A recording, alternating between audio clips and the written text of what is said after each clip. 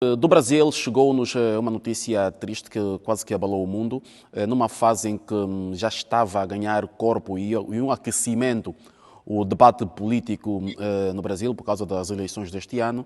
Surgiu então nas notícias o desaparecimento de um jornalista britânico que já vivia no Brasil há algum tempo, portanto Don Phillips, ele e um guia que é um ativista também da proteção da natureza, acabaram por algum tempo depois ser encontrados mortos, portanto com sinais de terem sido assassinados. Olha, David, nós estamos diante aí de mais um caso policial que foi alçado à condição de interesse internacional. Nada pode normalizar a perda de vidas. Isso temos sido unânimes aqui nas nossas discussões no painel. No entanto, eu considero que este tema seja importante para que o nosso público esteja preparado para o início de uma campanha de demonização do povo brasileiro. É importante lembrar que eu já mencionei en passant, em uma das edições aqui do Conexão Angola, que a derrota do Ocidente na Ucrânia acelerou a necessidade de práticas de pirataria na floresta amazônica por parte dos países da NATO, que inclusive estão querendo estender a NATO para o Equador e Colômbia. Não há nenhuma preocupação desses países com a natureza, com os índios, com os direitos humanos. Há na Amazônia gás, petróleo, ouro, terras raras e inúmeros recursos que podem salvar as economias desses países derrotados na queda de braço com a Rússia. A intenção deles é única e exclusiva de fazer propaganda de destruição da imagem do Brasil para facilitar o que eu chamo de roubo da Amazônia.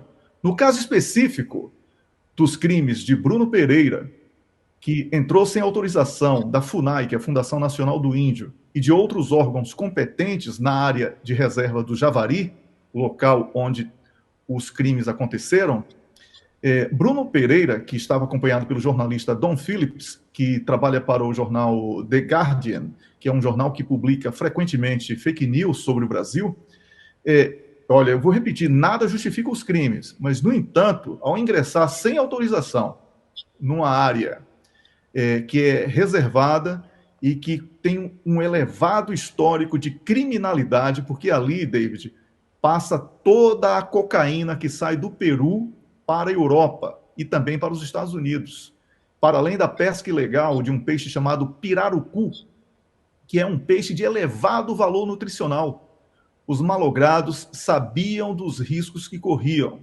Dom e Bruno foram assassinados não por garimpeiros, nem por madeireiros, nem por desmatadores, nem pela polícia que muitos dizem que é extremamente cruel. Não, não foi isso. Eles foram assassinados a mando de um narcotraficante peruano chamado Rubens Vidia Coelho, que também é conhecido como Colômbia.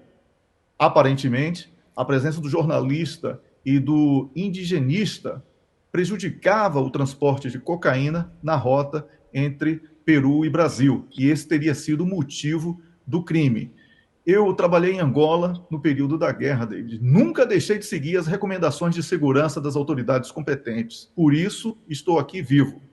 Obviamente que eu lamento com sinceridade essas mortes, porque nada justifica assassinatos, nada. Isso afasta o ser humano da condição de racional. Mas eu gostaria de concluir dizendo que no dia 22 desse mês serão completados 17 anos que o brasileiro Jean Charles de Menezes, que vivia na Inglaterra e trabalhava como eletricista, foi executado com 7 tiros na cabeça pela polícia britânica, dentro de um vagão do metrô de Londres. Esta mesma imprensa o acusou sem nenhum pudor de ser terrorista naquela oportunidade. Ele tinha visto de residente e trabalhava honestamente como eletricista. Até hoje, a justiça não foi feita e o governo do Reino Unido não puniu os responsáveis.